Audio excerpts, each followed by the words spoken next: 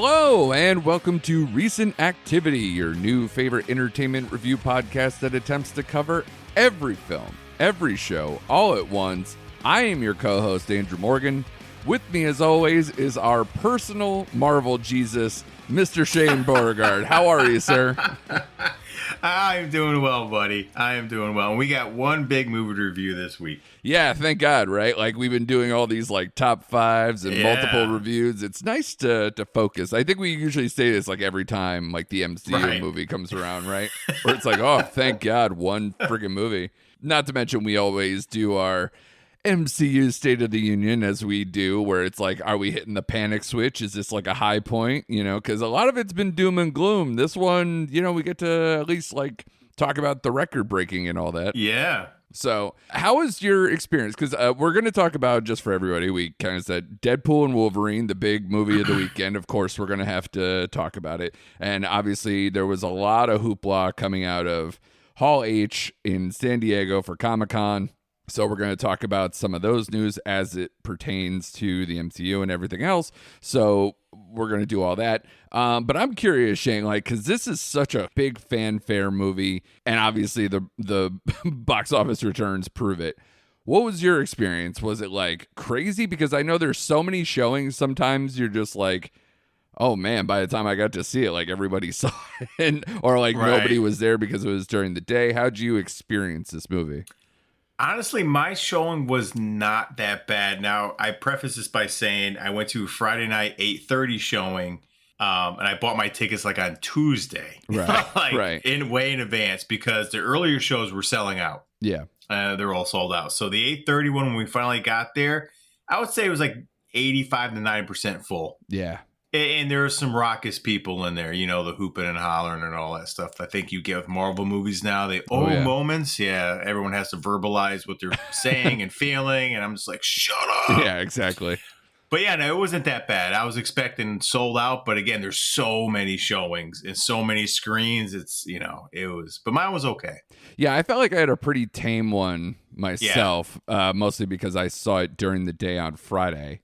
So, because I had the day off, you know, so I went at like 1:40 in the afternoon, which was great. I did feel like I missed out a little bit because I saw people with like, there was like cosplayers in the theater and like really good ones, you know, and taking pictures and doing all this stuff. So I felt like, you know, part of me wants to do up one of these like on a Saturday night, but I also would probably hate myself. You know what I'm saying? Yeah, I'm kind of caught with you between the two. Yeah. Because I'm like, really? Did you have to? But yeah. Well, I'll let you know because I'm going again. Like I said, I'll probably go again at least two more times to see this movie. So, you know, maybe I'll catch a group like that. Yeah, I mean, this is the interesting thing with MCU movies and some of these big blockbusters. You know, this movie, because it's basically an R-rated comedy in cosplay, that like it can have a lot of legs and a lot of repeat value. So I wonder what the crowds will be like this weekend. Because, for instance, Twisters made a bunch of money in its opening weekend. And now, because it got swallowed up a little bit by Deadpool Wolverine, it made 56. It was down 56%, I think, somewhere around there. Which shouldn't, to me, I'm like, damn, just to like show up, you know, and be like making money in a weekend like this. Kudos to them. Kudos to anybody who's making any kind of noise. It was number 2, at least. Yeah. You know, it seemed like every movie theater I went to, it was like 90% of the showings were Deadpool Wolverine. And then like 5% was like the animated kids movies and 5% was Twisters. So it's like, well, duh. You're going to lose a lot of share because you're losing all the IMAX screens. You're losing everything. Like you're just getting eclipsed by this movie. Yep. And with that said, this movie made a truckload of money. This was the biggest R-rated opening of all time, both worldwide and domestic numbers. The biggest worldwide and international opening of the year. The biggest worldwide opening since Avatar: The Way of Water, which I believe was a movie. I don't remember. I don't never see saw these things. Nope, never heard of it, and I don't know anyone who's ever seen it and loved it. The biggest July opening weekend of all time domestically. The biggest opening weekend domestically of this year so far. The biggest opening weekend domestically since Spider-Man No Way Home in 2021. The sixth biggest opening weekend domestically of all time, and the fourth biggest superhero film opening weekend domestically of all time. So, and I don't have those, but if I had to guess the three, I kind of want to play that game. But like, obviously, if it's less than Spider-Man No Way Home, so that's one. I wonder, because they're saying superhero film, not MCU. So I'm like, well, my guess is Infinity War and Endgame, because those made like $1 billion. So what would be... So I guess those are the only three? Yeah. Damn. I would think so. I mean, I would think so, right? Bigger than all the other Spider-Mans, bigger than The Dark Knight, bigger than, you name it. Any of the Guardians, that's amazing. Black Panther made a lot of money. No? See, I did hear something like Black Panther 2 was up there, but I didn't see the exact comparison between that. And I have a hard time believing that, but that's what I read this morning. Yeah, I mean, this is going to kill all of it. And just for everybody's to put the numbers out there, it made $205 million domestically and another $233.3 million internationally for a $438.3 million total. That is insane. In one weekend. Yeah. Now, I will give myself a pat in the back before all the expert people projected it was going to make 150 to 160. I said at work a month ago, 5 weeks ago, I said between 180 and 200 domestic was my guess, just based on marketing, word of mouth, hype, everything. I was like, 150 is too low. Yeah. I was like, I'm going with 200. And I was almost right there. Yeah, you almost hit it on the nose. That's amazing. Yeah, and it's one of those things is I rarely these days, mostly because of schedule and everything, I rarely buy my tickets like months in advance, like when they go on sale. Right. And the last time I did it was probably another prominent MCU, I would imagine. So just even that, like I don't think I bought even Dune 2 that far in advance or whatever. Or maybe I did because of the IMAX or something. Because, I got early access screening to that one. That was different. But for an actual like opening weekend thing to buy it months in advance, that's rare. So I knew it had to at least be, the higher versions of the MCU, I guess. Right. And it did. So... And it's so amazing. The Spider-Man No Way Home thing still trips me up that it's like, that was in like pure COVID times. It made humongous amount of money, like an absurd amount of money. So I wonder if that one would have been, because essentially these two movies have a lot in common, because you're talking about multiverse, bringing back, cameos that people are going to get all hyped about and knowingly doing so. So they are kind of akin, though I will say I do like one more than the other. But we'll see. But it's not far off. They're both very good movies. So you want to rip the Band-Aid? You want to like get into so what was your personal hype meter for this movie? I know we kind of been talking about it on the show, but I don't know about like versus like the average movie. Oh, man. This is probably the most hype I've been for a Marvel movie in a while. I don't know, seriously, more than what you just spatted off. Probably since Endgame, to be honest with you. This is the one That's probably true. I mean, it's not close. My hype level for Endgame was you couldn't even measure that. But this was probably all the MCU movies released since then. This was probably the one I was like, okay, this is gonna be what I want. Like I had such a high bar for this movie, like, because we'll discuss it, but like, it's been such a lull. Like, I've been excited about MCU movies, and at the end of the movie, I'm just disappointed. And then it's just like, I've settled into this, like, lane of just mire and muck and disappointment over the last, like, 2 years. Right. Just like, Yeah. So. And honestly, obviously, it's a convergence of a lot of things, right? Well, number one, I can't remember when Deadpool 2 came out, but it was definitely pre-COVID. So you're talking minimum 5-6 years. Yeah. And then we're talking how many years has it been now since like basically Ryan Reynolds and Hugh Jackman have basically like been throwing bars at each other and like making jokes about it and talking about the Deadpool Wolverine stuff and all those things. It's been years. It's and been years at least too. a decade, it seems like. It feels right? like, right? Yeah. Like basically ever since Deadpool, right. or basically, maybe some shit talk after X-Men Origins Wolverine. Right, maybe. Yeah. Because they didn't even let him talk. and then going into the actual Deadpool movie. So there might have been a lot of scuttlebutt around even that time. You have all that. And then you haven't had probably some big major. You haven't seen Hugh Jackman as Wolverine since Logan. Am I right on that? Is that because I'm trying to remember? So I guess that all came after like Days of Future Past and all those other things, right? So you have many years on that one. So it's like all this buildup. That's why I'm not shocked at any of these numbers. Like they're jaw dropping, but it's like you had so much pent up stuff with this, and then the trailers obviously paid off and everything else. Yep. So I was hyped for it, probably more than Spider-Man No Way Home, but I think that was just because of like COVID hesitancy. That I didn't even know whether I was going to see it in the movie theaters or not, but I think I was still seeing movies in theaters by then. I think I broke the seal with like Tenet or some of these other smaller ones or when I went out, but it's, all masked up and worried, right. like, and then I remember seeing Shang-Chi in theaters. So like for the first big MCU movie coming back, especially because they did Black Widow day and date or whatever. Yep. And then Spider-Man No Way Home was like the big comeback party, I guess, because it followed the crossover into 2021, or it was December, right? December. Yeah. So it was like right at the end of 2021 into 2022. So that was a big turning point in COVID. Basically, everyone stopped fucking caring, apparently.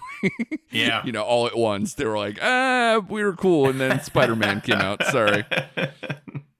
But all right, let's get into this movie then. So, huge movie, big trailers, not a lot to go on with the trailers in terms of the story, but obviously many people wouldn't personally care. The best I can get is a plot of a listless Wade Wilson toils away in civilian life with his days as the morally flexible mercenary Deadpool behind him.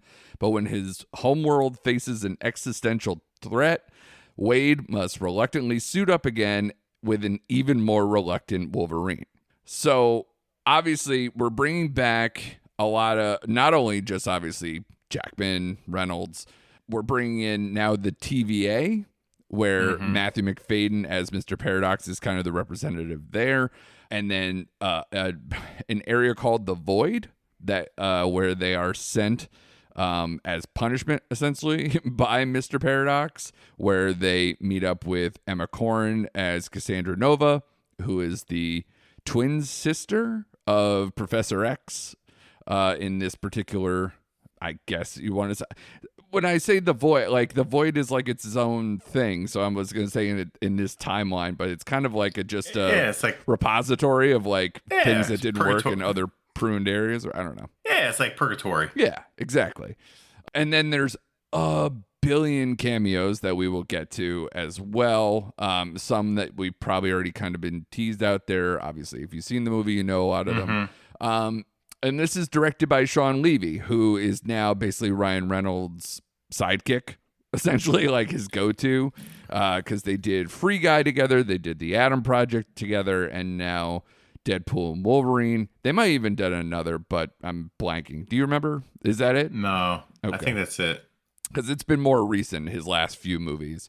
So Sean Levy gets a writing credit here along with Ryan Reynolds, and alongside his previous writing team for Deadpool, Rhett Reese and Paul Wernick, who also did the Zombieland movies, for anyone who's keeping score, as well as Six Underground. Maybe you don't want to toss that one in there. I don't know. Don't toss that in there. And also co-written by Zeb Wells, which I will mention his name probably later because of his previous writing gigs that I think make a lot of sense for this movie. The scores are very interesting. Have you seen them, Shane? Have you kind of been looking through? So the 56 Metascore is what initially went, to me, alongside the 78 Rotten Tomatoes score, which kind of went down and down and down. I think when I first saw the Rotten Tomatoes score, it was like in 91 or high 80s. High 80s, yeah. And then obviously has now trickled down to high 70s. It has an 8.2 IMDb and a 3.7 on Letterboxd, but a 97% Rotten Tomato audience score, which to a person, like, I haven't met any non-critic people like in my life who did not like this movie. So that's not a shocking score to me either. But we're not here to talk about them. We're here to talk about us and what we felt about this movie. So tee it up for me, Shane. You're going into this movie, you got all this hype, and you're watching the film, and where's your head at? What'd you think? Overall, my head was swimming because of all the cameos and everything I'm trying to like keep up with, and the one-liners, because they fly 1,000 jokes per minute. Yes. Overall, though, I was very pleased. I was very happy. Okay. And I thought it hit every mark for me. And then, of course, I had to go to work today, and they were like, "Whoa, give me your quick review." And I read some of the bad reviews after I saw this, and it's like, okay, listen, folks, if you're going in there for the writing and the story, well, then you're just going to be lost in the sauce. Like, don't expect like awesome story. Sure. All right, it has a lot of holes if you sit there and try to think about it. But I tell them, who cares? Are you in there to see the team up? Yes. Do they deliver? Yes. Is it fun? Yes. Action filled? Yes. And I loved all the cameos. I loved this movie. Okay. And again, it has problems and it has holes. I can sit here and nitpick certain areas of the movie, but I'm not going to do it because it was a fanfare movie, and they delivered. And it was very self-deprecating. It was very self-aware of the MCU and where that's at right now. They joke like, we joined it at a low point, which hit the nail right on the head. Yeah. So they kind of, we're hitting the kind of reset button on the MCU, kind of, I thought. I thought they did a pretty good job. Again, who knew Loki would be so essential with some of these recent movies and stuff, right? I mean, like Loki. And they even reference like Loki season 1, episode 5, right? Yeah, very specific, Very specific. But I ended up walking away. I love this movie, man. I just love Ryan Reynolds. I was not a Deadpool comic book fan at all. But I loved the first movie. Second movie, I liked it more than other people liked it. But, I was jazzed, and to me, he hit all the notes. And I was more impressed. I don't know why, but I came away with this movie liking Hugh Jackman's performance as Logan Wolverine in this movie more than I have in a long time. Meaning out of all, like, just all Hugh Jackman performance, or just him as Wolverine? Just him as Wolverine. I thought he kind of... I liked his character a little more than actual Ryan Reynolds and Deadpool in this movie, to be honest with you. Out of the pair, if I had to pick one I liked more out of the pair in this movie, it was Wolverine. I don't know why. I've been hearing that a lot too. Yeah, I was more drawn to Hugh Jackman's attitude and everything, and we got to see the costume finally, and I was kind of skeptical on that, but I actually liked it. Right. The whole costume. And again, they went into a little backstory on why he wears and I actually didn't mind it. I didn't need to see what happens in his past, and I was hoping they wouldn't do a flashback to like what happened in his universe, and why he let it down, which isn't a spoiler. They say that in the trailer, but I like this version of Logan. But I thought it was a great action comedy duo performance by both of them. Man, I love this movie. Yeah, I mean, basically, for me, there's 3 reads on this movie. And it seems to be all of these fall into the same few buckets here. 1, don't take this movie seriously. It's great because it's hilarious and full of fun cameos and a lot of fan service. 2, this movie has such little plot and a poor third act that the jokes can't overcome it, and they didn't have a good time. Or this movie is all of those things, and it does just enough to be good. And I feel like I am in the third section. Okay. Because it's one of those, like, when you're in the moment, I laughed a lot in this movie. And, like, you just enjoy yourself, and the fight sequences and everything that, like, the cameos, the quips, the everything, like, it's there for what a Deadpool movie is. And you mentioned it, like, of the 3 Deadpool movies, I still think the first one is the best. And I think it's because the first one had a perfect pitch in terms of a blend of the humor, stakes, his personal relationships, like a grounding to it, as well as doing everything that Deadpool does, right? The second movie should be a canary in the coal mine for this movie, because essentially that movie is a lot of like, oh, I'm going to use this one thing to change everything back to where it was, essentially. So this movie has a lot in common with that. But to me, like, this movie isn't, it almost isn't a movie, or you shouldn't care about it as a movie. It felt like if the Family Guy's writer's room wrote a Deadpool movie, like complete with all, you know, the autonomy to make fun of the MCU, Disney, Fox too, like, because this movie clearly didn't have Feige put his thumbprint, you know, like put his stamp on this movie, because there's no way a bunch of these jokes, especially the one that everybody seems to be like kind of whoa, is the Blade thing. Yeah. Being like, oh yeah. you know, like, I'm the one and only Blade. Like, I kind of putting that very direct to like, you're fucking up here with Mahershala Ali. So that's very pointed, and something that if Feige had more control or cared more, I would assume that would have not passed through. Obviously, all the stuff with the Fox merger and the Void having all the you know, like the 20th Century Fox thing in the sand, and like all these things of like failed attempts, you know. The one nice thing about this is, and depending on how you feel about it, is like it's simultaneously like very biting to the current situation, but also sort of a recognition and a love letter to the like 90s and early 2000s, like the pre-MCU movies, and even obviously the the gambit of it all. We'll get there too.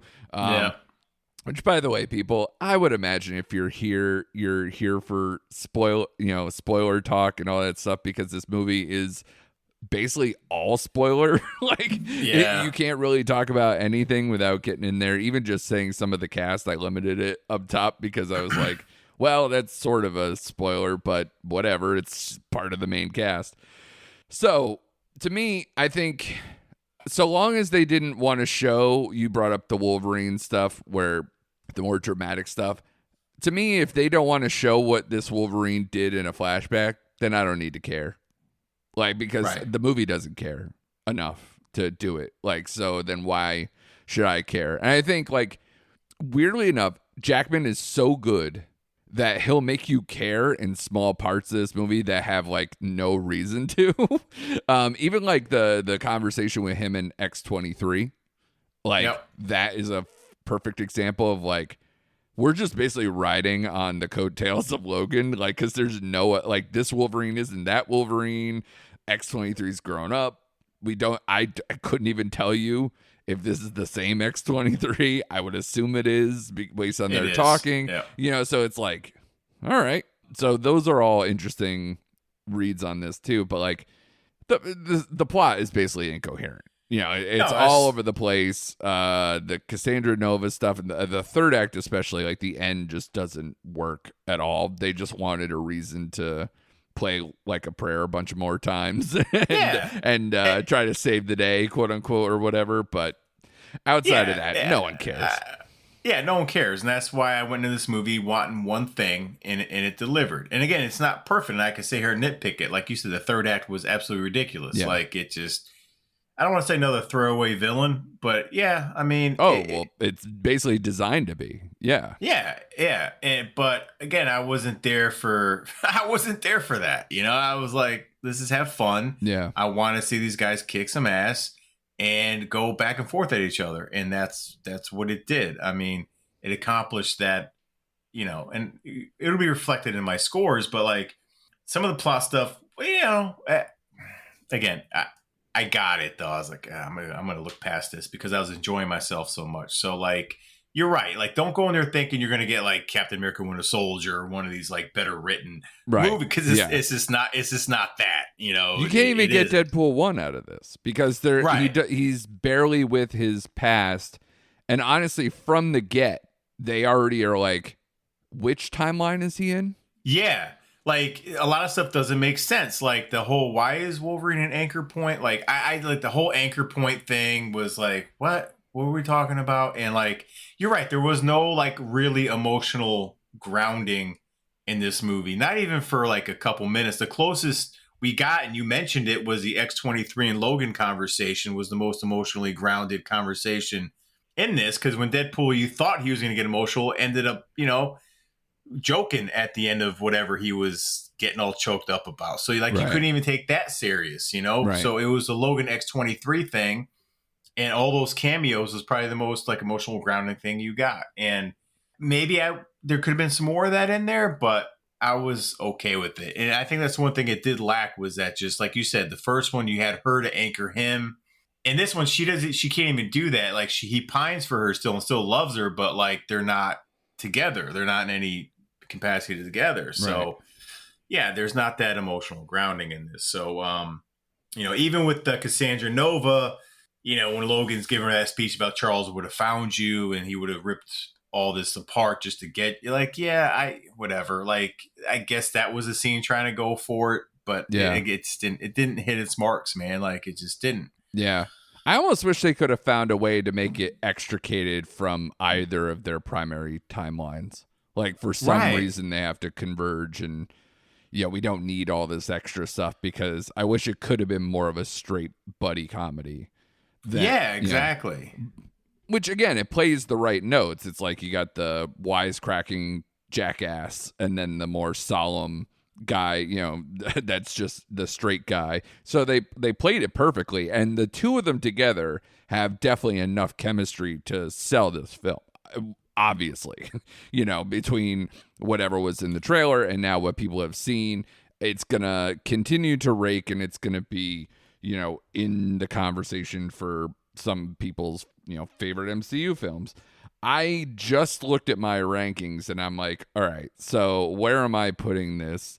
And I think, like you said, there are ones that, like the ones that are better written, that I'm like riding with the story all the way through, I'm going to put them ahead. Yeah, absolutely. So with that said, it's probably just outside the top 10. It's probably like, I think my heart of hearts is like number 11. Maybe it can climb a little higher, but I'm close to you. Like, I don't have a list off the top of my head, but I would guess my list would be between 9 and 12, somewhere in there. That is completely so fair, close. Because that's where I'm staring at too. And I almost want a list just to, like, before we get into, like, because the thing about this movie is, like I said, you're either one of those three buckets, and two of those three people will enjoy it enough and probably will rewatch it more in their lifetime. And then for the people who weren't into it, it's like, well, you probably took away something because you're a Deadpool fan and you went to a Deadpool movie. So it's like, well, you had to have laughed at least a handful of times and enjoyed yourself in a crowd. So there is that. But as far as because, me and my lists. So this is why I wanted to do this, because I was like, all right, well, is my score legit? And I think it is, because I have my top 10 starting from the top. Number 1, Guardians of the Galaxy. Number 2, Captain America Winter Soldier. Number 3, Infinity War. Number 4, Iron Man. Number 5, the original Avengers. Number 6, Endgame. Number 7, Civil War. Number 8, Spider-Man Homecoming. Number 9, Black Panther. Number 10, Spider-Man No Way Home. The kin to this one. And I think that's where Deadpool Wolverine slips in ahead of Guardians 3. Okay. You're going to make me do this. I am going to. I know it. Yeah. So, but does that sound at least around where you would put it? Because I think from that point, so for my own head, I gave No Way Home 4 stars, and I gave Guardians 3.5. Guardians 3.5. So in my head, that's kind of where I put the score. I could choose to go either higher or lower or in between, but that's kind of where I landed. Okay, I'll be with you. Just we could keep talking. I'm just like, but you know what? Here's a food for thought while you're calculating that. Sure. I think this movie is the perfect MCU movie for this time. It is. I will say that after the lull we've had, and again, this is probably Well, it's an Avengers reset, right? Because you got Jonathan Majors out of there. You're going through all this upheaval. You got stuff like Blade that just can't seem to get made or work. You have all these MCU shows that are either being canceled or reworked, like as in Daredevil stuff. And, this movie doesn't link to anything they're planning. It has no stakes to take anything away if they wanted. To add anyone into their future plans. So it's the perfect kind of just enjoy this and then we'll get back to business later. And I think, so for whatever you think of the movie, it's going to make a truckload of money for them in a time period and it's going to give them good enough scores and good graces that I think between that and the San Diego Comic-Con stuff, which we'll talk in a little bit, I think this is probably like a peak moment for them in a long time. A long, long time. Okay, so I got this at number 10. Okay. Number 11, I think. Number 10. So I got, now in no particular order, because I couldn't sit here while you're talking and trying to fill airtime for me. Sure. Iron Man is definitely my favorite MC movie of all time. So that's number 1. And then I got Infinity War, The First Avengers, Guardians of the Galaxy, Civil War, Endgame, Captain America 2, Winter Soldier, Thor Ragnarok, Spider-Man No Way Home, and then I'd put that after that list I just spouted off. Okay. I would put Deadpool. So it's there. Yeah, I think we're around the same area. I think it's just dependent on what you scored those things to know where you're kind of landing with them, right? Right. And I obviously keep track of those things because I'm a nerd in the letterbox I sense should keep and track of the these, comic right? book sense and everything else. So, that's my personality. That's me.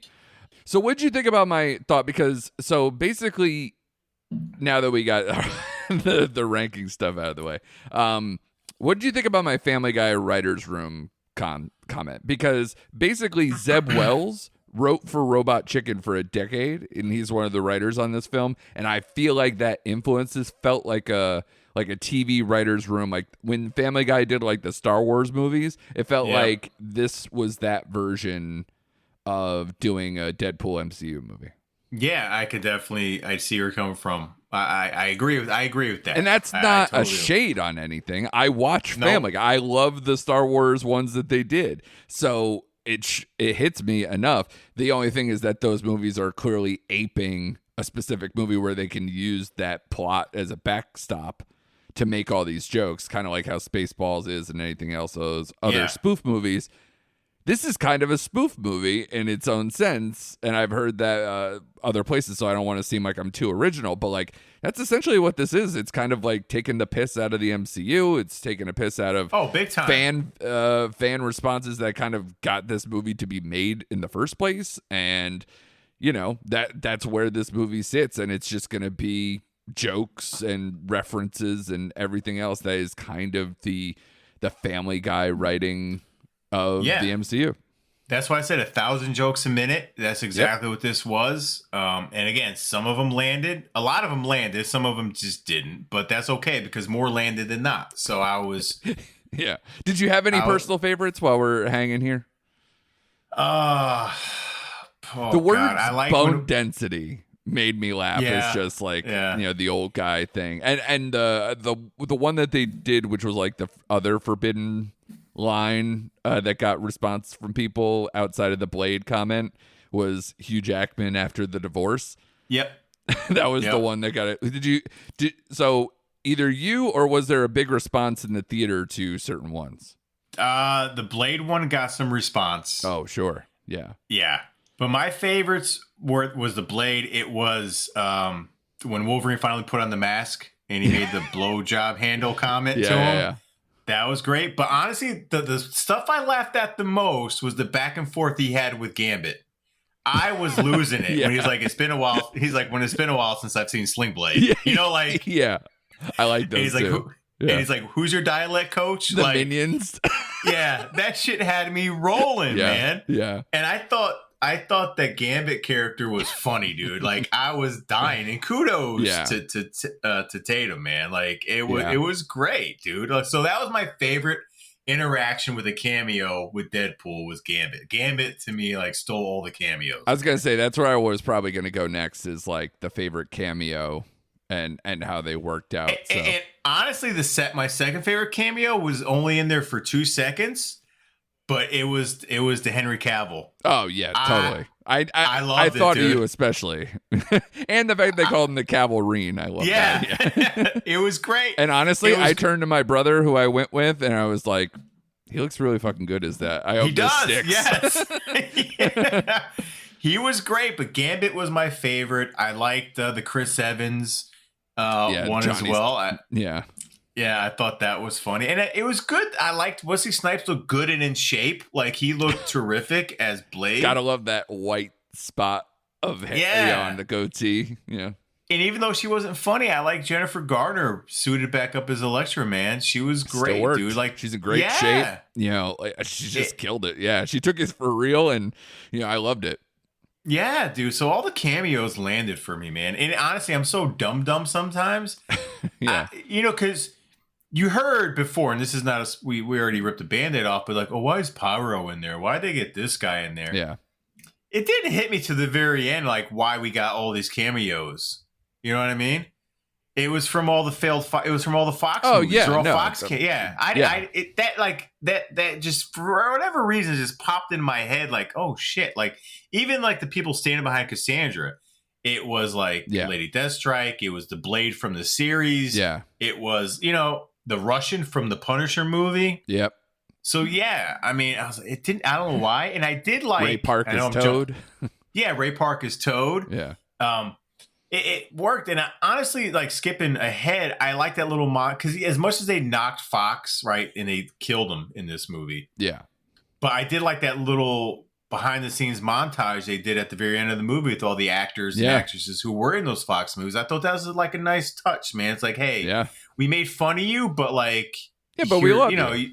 We have a soft spot in our hearts for you. And obviously they played it with the freaking Green Day Time of Your Life. They did. Good Riddance song. Yeah, so it's like, I know, but still, I did like that touch in the movie, man. But Gambit was my favorite, and Henry Cavill were my favorite cameos. And I liked him seeing all the different Wolverines from the comic variants, like the one-handed Wolverine. And I like that. The little miniature one that made me laugh when he hopped off the bar stool and he's like a dwarf.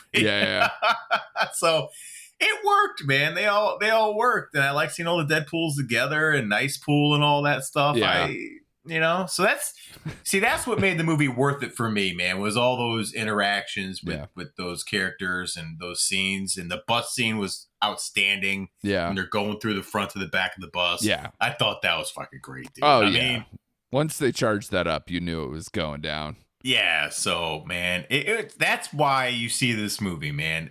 Screw the TVA plot points and the whole stupid ending with whatever they were doing. I don't care. I just didn't care. Yeah, and Rob Delaney as Peter getting a lot was great too. I thought he was better than even like kind of the highlights of him coming in part 2. So like that was really fun too. I didn't fully, and this is where I thought they dropped the ball in spots, was like knowing which timeline I'm on and where was I from the last movies, and which one was like him auditioning for the Avengers. Like I got a little confused at times. I think I have it all sorted now, but like when you're watching it in real time, you're just like, wait, so is he a car salesman and the real thing? Which timeline is the other one? What are we doing? I'll let you in a secret. I'm still kind of confused. Yeah. I really am. Yeah. Because they start you on Earth 666, right? And then you see him trying out for the Avengers. And then it's Earth 10,035 or whatever. Yeah. He's a car salesman. I'm like, then throughout the movie, I'm like, so is that the one from 666? Or is he the one from the car salesman universe? Yep.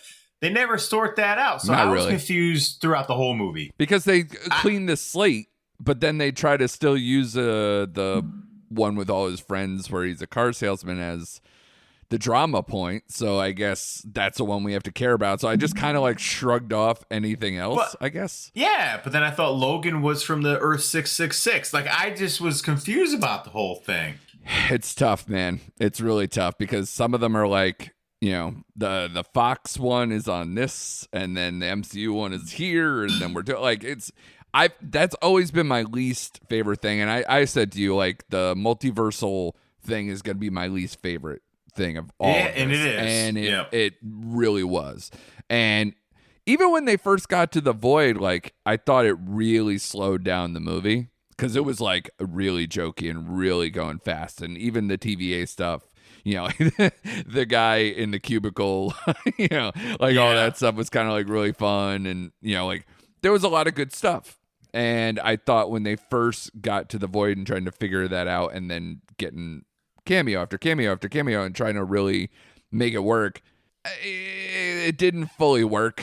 No, that's where it falls off the tracks. Yeah. You know what I mean? Yeah. So. And then the third act did itself no favors because then you're like trying to build up Cassandra Nova in spots where you're just like, we didn't really do a great job here. So that gets tough. And even McFadden, trying to come back in the end and really you lost a lot of time with him and you don't really see him doing a lot of stuff in between because you're focused on Deadpool and Wolverine. So the villainy stuff does really fall apart very easily. But again, the response to this movie, it's all about the care level of what you were there for or what you wanted out of the movie. Or, you know, if you're somebody who wants everything, then you're probably going to be at least a little disappointed. Like if you're like, oh, I want stakes, I want, you know, dramatic background mixed with all the jokes and getting back to the elite level of Deadpool 1, you're not going to get that. So, but is it possibly funnier than any of the other Deadpool movies because they just joke the crap out of you? Probably. So it's a mixed bag of a movie, but most people, because the highs are high and the lows are like befuddling, like they just kind of shrug it off and go, I had a good time. Yeah. That's most people's reaction, I think. And the scores kind of bear out, you know? Yeah. Because you know, the Rotten Tomato ones, it's like basically, I don't know what they're, you know, because when you say 95% or whatever, or 97% Rotten Tomato audience score, that's just whether it's thumbs up, thumbs down. Like it. Yeah. So, but if I saw that I didn't look into like what the average score was, but I would say it's probably close to the IMDb one, if not a little bit lower. You know, because if you mix the Letterboxd and the IMDb, you're going to get, you know, a high 7, you know, somewhere on there, and that's probably where this lives. Yeah, because I agree. Yeah. So, where do you want to go from here? Do you want to score it, and then we can kind of just throw some stuff? So, is your answer to like the cameo stuff? I think we kind of did that without listing all these because we mentioned so many. I think the only thing I would say that wasn't mentioned was X-23, Daphne Keane. I just love seeing her back, and that great. And that scene that I mentioned before, it's better than it has any right to be because you're talking to a Wolverine that's not even her Wolverine, and trying to make it into something. It's like, you know, you're never the best Wolverine until you are, like until you show up until you are. So it's, you know, that's a great line, a great conversation in a thing that like kind of doesn't have the merit to back it up, you know? Right. So, and that is a microcosm of this movie. Yeah. And she was great on screen, man. I like how she went after the Juggernaut with that scene. It was, you know, I liked her, and I wouldn't mind seeing a movie with her, that version of her in there. To be honest with you, like that's how much I like that character. Same. I wonder how that can work. And again, because we're so multiversed, I have no fucking clue how things cross over or where things go. And she's in the Void, so does that mean we can kind of like claw machine pluck people in and out of there and bring them other places now? You know, it's so lazy, but it's like, all right, whatever. I know. The one joke that I thought of after this movie, and it rings true. We took this at the top. Was when he said, yeah, Disney has you now. You're going to be playing Wolverine to your 90. Oh, I love that After the success of this film. He might not be wrong. I think he's right. Him and Hugh Jackman are going to be in this till they're 90, right? Yeah. Like, I don't know if they could do this again. They might be able to do it like one more time. But even then, like, where's your starting point? I guess because they're now at least in the same timeline. They're in the same time. So I just thought of them as individuals still. Like we're gonna get more Deadpool, whether we like it, people who like it or not. We're gonna get. I think Hugh Jackman's got one more Wolverine movie or cameo or part in a movie in him. So we'll see where it goes. Yeah, it's so funny. I mean, they can't ignore it because money rules everything, dude. And this, like you said at the beginning, this movie crushed. Yeah. Like it was their. And Kevin Feige's not going to ignore that. I mean, he's going to want to ride this thing out a little bit. Yeah, and honestly, I didn't know about Hugh Jackman's divorce or anything, which they put on Front Street, of course, in this movie. But, between that and, from everybody's conversations, I guess, when he first started doing the X-Men movies, and especially after they got, after the original 3, right? The whole thing with him was, I'll come back, but I'm doing it so I can, essentially fund myself, that I can go do other fun projects and not have to chase money. So he could do the Wolverine thing and then go do the Prestige. He can go do the Greatest Showman. Yeah, exactly. Right. Which the Music Man thing was funny too. So now maybe he has different motivations, or maybe he's just come out on the other side of as long as I can do it in a well-written or fun environment, then fuck it. As long as he's in amazing shape still, nobody, oh my God, better than any of us will ever be. And, it's just completely ripped, and if not, I mean, he's in a costume that you can kind of make it work where it's not him anyway. So what's the risk? Besides they alluded to his physique in this movie at the end, and I thought that was funny actually when they kept looking at his abs. Yeah, exactly. And his arms are just you got those fucking the veins popping out and shit. I'm damn, dude. Did a course or two, if you know what I'm saying. Which, by the way, one of my favorite one-liners in there, because I've always said it in my mind, but you don't talk out loud about these things. But it's why do you look like you're about to play for the LA Rams? Was I was yes, thank you, totally. That was a good one. Yeah, that was a good I like that too. And I guess one more thing before we get into scores and moving on. The dog pool of it all, how did that work for you? I know it worked well in the theaters, and there's already merch, so For me, I didn't like the dog pool. That whole thing. He's hideous, so it's kind of this cringe humor thing. I know. It was fine the first scene the dog pool was in, but when he kept coming back, I'm why are you so attached to this dog you don't even know? Whatever.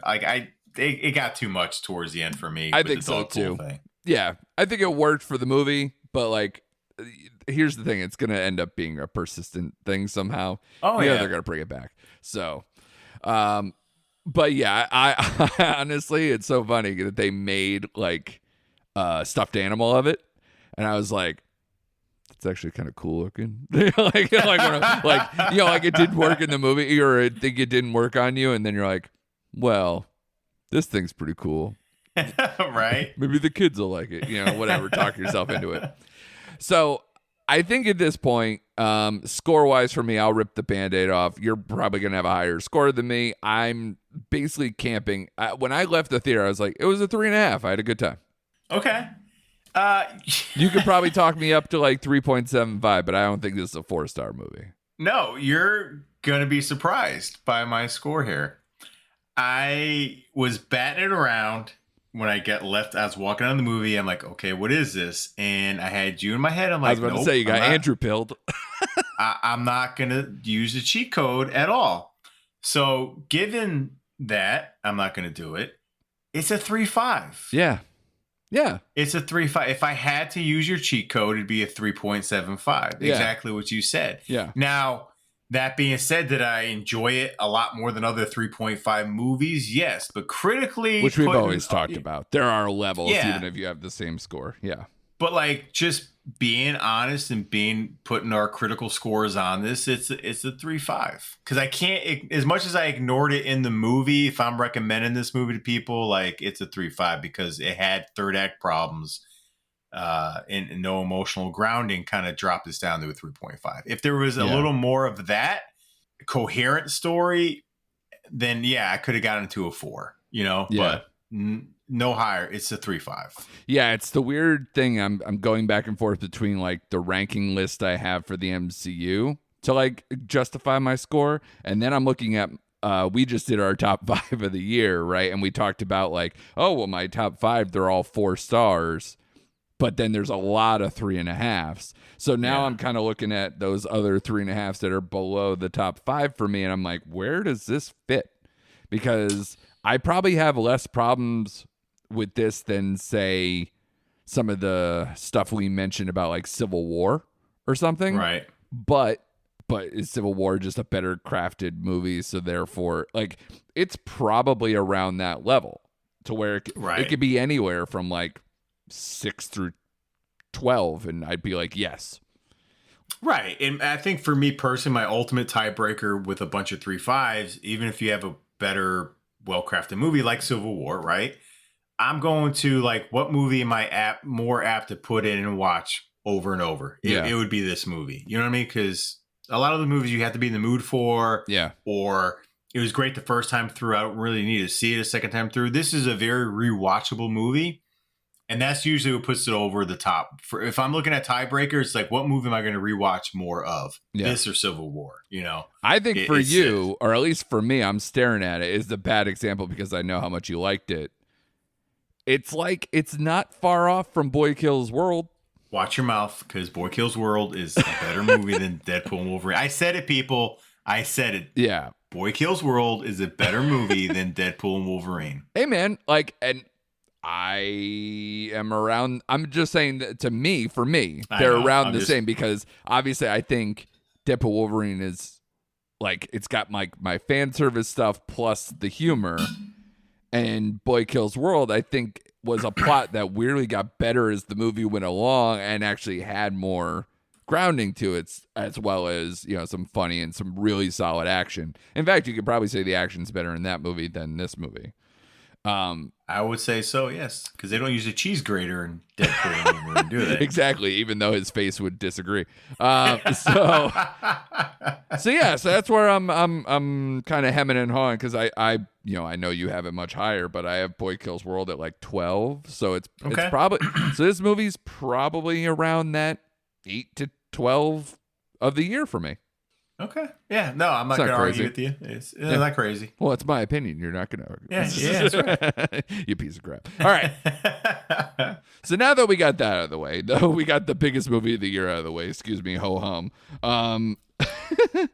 We have Marvel Comic Con stuff and kind of the state of the MCU. And like I said, I already put it out there that I think this movie was the perfect placeholder and buys them time, because this was the only movie of 2024 for the MCU. You have one in early 2025 with Captain America: New World Order. But then can you fucking believe that the Avengers movies that they're going to start doing is in 2025? I cannot. I'm like, even if it's late 2025, and how many reshoots they usually do, the fact that they're just announcing who they're having play Doctor Doom, spoiler, it's Robert Downey Jr., which I still can't believe, because I think you can't do it. Like, you have literally probably anybody wants to be in the MCU as some large villain with a bag of money, as far as the actors goes, and you went with somebody who already is iconic in your universe. That's insane. Yeah, I am probably in the minority, or maybe as time and the dust settles, people will come to our side of this, because people lost their minds. And I love Robert Downey Jr. I love him. Even without the Iron Man MCU, I have always been a fan of his. But like, my head just dropped when I saw him. I'm like, really? It's like getting socks at Christmas. You open the present, you get clothes. Right. I'm like, I want the shiny G.I. Joe battleship. Right. I don't want more socks. Right. All right. I was so disappointed. Like, you heard Cillian Murphy's name being banded around, which I thought would have been a great casting. Sure. His Oppenheimer co-star. I don't know. I don't care how they work it. Oh, he's Doom in another universe. I don't care. I don't care. See, this is where the multiverse thing is just going to I'm going to keep banging my head against it. And there's no way I'm going to accept like I don't know. I'm not gonna be able to accept this, man. I don't care if he's a variant of Tony Stark on Earth 952. Like, I don't care. Yep. I don't like it. Yeah. And I'm not gonna like it. So I'm disappointed in this casting, man. I really am. I am too. I mean, like, even if you're trying to cast within the age level, you got to have a bunch of options. I kind of went through some of them with my brother earlier in the day because we were kind of talking about it once the news broke. So I agree that the Cillian Murphy thing, I thought that was perfect too. It's one of those things, though. It kind of goes back to even other examples. Is like, is the MCU kind of eating its own tail at this point?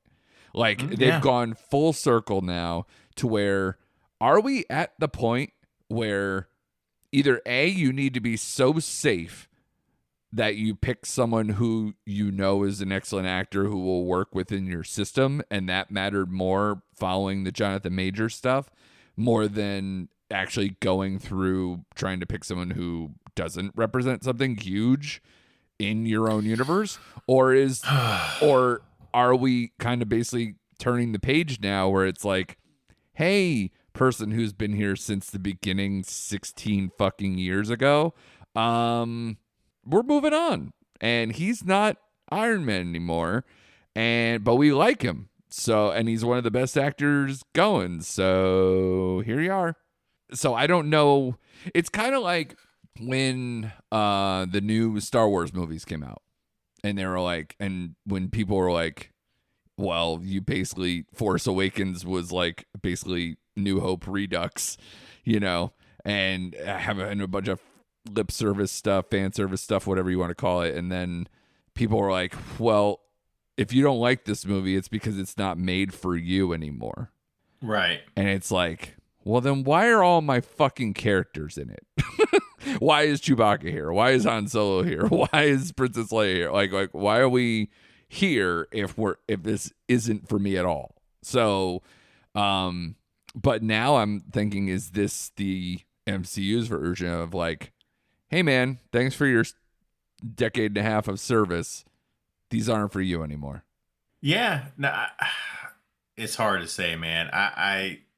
Honestly, I was thinking about this as we were just talking. It's like, I think a lot of people were wanting Doctor Doom back in the MCU, right? Yeah. So I think, honestly, if they had Cillian Murphy or whoever, Javier Bardem, whatever, name your actor, take off the mask, I think, honestly, my heart of hearts says you would have had the same fan reaction in Hall H as you would have had RDJ popping out the mask. I think so, too. Because people wanted to see Doom in there. Yeah. We kind of knew they were pivoting away from Kang, so the expectation was Doom. Yeah. So the hype was already kind of growing around that character. Not so much the actor who's going to play the character, but the character himself. Right.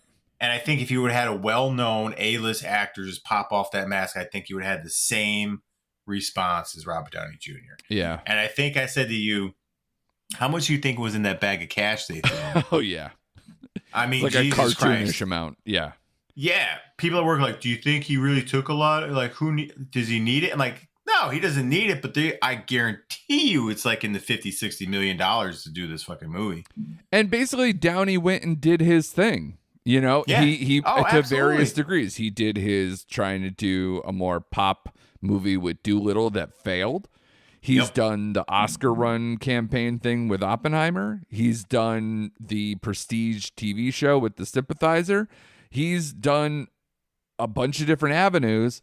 And if this is where he chose to be, it's because he's already did his Rom Springer. Now he's going back to the community. You know what I mean? Like, he went on spring break. Now he's going back to college. So it's like, if this is what he wants to do, I'm not blaming him.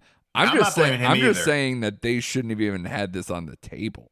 Correct. I'm not blaming Robert Downey Jr. I want that to be known on our podcast. I'm not blaming him. I'm a huge fan, and I can't blame him for not, going back to the MCU, like you said. And if he wasn't Iron Man, I'd say good casting. Great job. Right. So I think that's what they're going to roll on. Yeah. He's so ingrained. It was the biggest part of the 10-year run of the MCU. He's the heartbeat of that run. Now you're saying he's Doctor Doom in another world. Like, Yeah. I'm not buying it. And I know it's Sorry, not a people. 1-for-1, but it's almost the equivalent of like if they brought back Chris Evans, if he wasn't in Deadpool as Johnny Storm, but then they just moved on and put him back in the role as Johnny Storm after he was Captain America, you'd be like, what the fuck are you doing?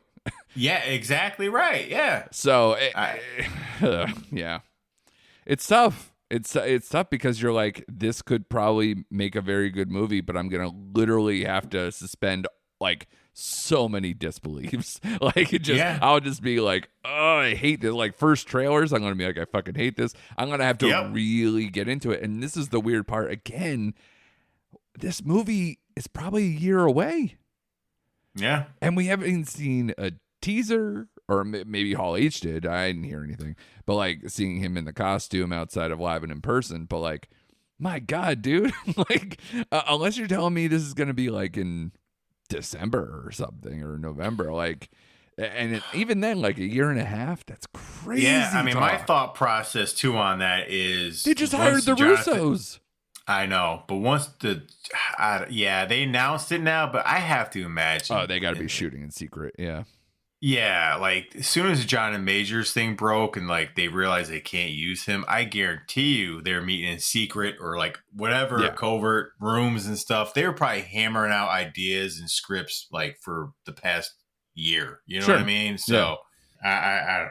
I'm just so like I'm kind of like I said in the last couple films. Like I think this film, the Deadpool film, you had your spike now, right? You peaked, and I think now you're just going downhill again because we'll talk about Fantastic Four, but none of the projects they have in the shoots excite me at all. Like I'm not excited at all. I think I've talked myself in enough on New World Order that I'm like, I'm not going to go with any kind of like big expectation or anything, but I think, it'll be a fun action movie. Yeah, I think I'm that beaten down. I don't need it to be anything bigger or smaller than that. Yeah, exactly. Now, when I say my level of excitement is not high, it's not that I don't think we're going to have entertaining movies, right? Yeah. Because New World Order gives me like Captain America 2 vibes, where it's more grounded in the military, Pentagon, and covert and spies and all that kind of stuff. So I think in that regard, it's going to be a good, like you said, a good political action movie. Yeah. And that's fine. Yeah. But it doesn't give me that fervor pitch of like, oh, here we go again. Let's go for this 5-year ride. No, I'm off the train. I'm off the tracks. Like I'm not getting back on the bus. Yeah. And that's the other thing that weirds me out too. I didn't look. Is Fantastic Four before Avengers Doomsday? Yes. Okay. So Jesus Christ, when the hell does that come out? May? And then like in the traditional like March or May? Like, so we're talking less than a year and we haven't even seen a teaser? Yeah. Wow. I don't know how they're going to do it, but yeah, I mean, it's going to feel rushed. I don't know if the product will also feel rushed, but you know, it's so weird. Like the Fantastic Four part, especially like, did they announce the cast this time last year at San Diego, or was it a D23, like something in between? I think it was D23. It was in between. They did not. There's a lot of speculation last year of who was going to be cast in the Fantastic Four, but they didn't nail it down. Right, because March of last year was Multiverse of Madness, or was that 2 years ago? No, it was 2 years ago. 2 years ago. So maybe then it was a year ago. They maybe dropped some stuff, but I feel like it was much closer. So I think we're right on D23. But yeah, I think, again, of all the things I laid out, I think this is just them being safe and being comfortable with somebody and didn't want to, like, if they had to rush this movie to get into, like, those slots of the Kang Dynasty and all those other things, Secret Wars, whatever they were going to call them, I think they just went with somebody who they knew could do the job, and they just didn't care. Like, and they'll be like, people would deal with it. But I think that's being short-sighted to Cillian Murphy or anybody else. I don't know. I also think you don't need a huge name as Doctor Doom. You don't either, because the villains you always end up doing, like, you know, like Jonathan Majors was on the come up, but he wasn't like as huge as Robert Downey Jr. is, especially in this universe. So I don't know. Those are you didn't. Yeah. Yeah, you're right. You don't need to be. Listen, I love Josh Brolin, right? He's great, but he wasn't like the knockdown A-list actor when he was, and we didn't like. You couldn't even know. You didn't know it was him outside the voice, right? So like, you don't. Yeah, like to your point, you don't need that A-list stud actor to play Doom because he's going to be in a mask half the time. So like, I don't know. And I guess Denzel was too busy doing Gladiator 2. Right? Him and Giancarlo Esposito was in New World Order. I would love to hear Denzel's Latvian accent anyway. Hell yeah. Yeah, Von Doom, motherfucker. Yeah.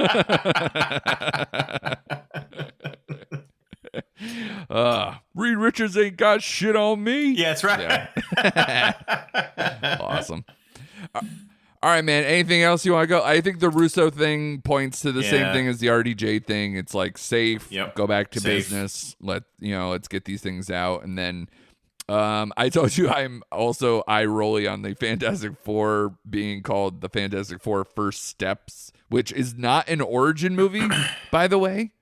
They said. So I'm like, first steps towards what? And I'm not as versed in the comic stuff because there's so much with Fantastic Four, but yeah, there is. I'm not versed either. All I know is it's set in the 60s, so maybe this is their first mission, their first. Yeah, so it's not the origin of the characters, but it's early on, maybe in their development. I don't know. Yeah. I don't know. Kind of like the Batman, maybe. Like he was Batman for a year already, and yeah. What Yeah, something like that, maybe. I don't know. Yeah. But, I like all the art and stuff they've done for it. I like the look of it, so I'm totally cool with that. But yeah, we'll see. We'll see, man. But yeah, I think the MCU is in a high point right now. And then for the time being. and then as soon as images come out of Downey as Dr. Doom in the actual costume in like a scene or a trailer, we're gonna be like, oh boy. Yeah. So buckle up, everybody, because that's going to at least be our attitude. If you don't feel that way, please comment on our posts or whatever, or reach out to us. We're at ReesnackPod on all the socials. So please, hit us up and tell us why this shouldn't be. Yeah, and so I could personally call you a dum-dum. So there you go. And Shane is never online. He will go online personally to do that. Yes, I will handle all the online commentary. Exactly. Perfect. Well, to make sure that you catch all our commentary coming up forward, be sure to subscribe now to us wherever you get these podcasts. Tell a friend so they can join in on the fun too. And of course, like I said, ReesnackPod on all the socials. And be sure, we got a lot of stuff coming up, the remaining stuff of the summer. There's still plenty to be excited about. A new Shyamalan movie and whatever else we got coming through. So be sure to be on this train, stay on the tracks, and come back for more recent activity.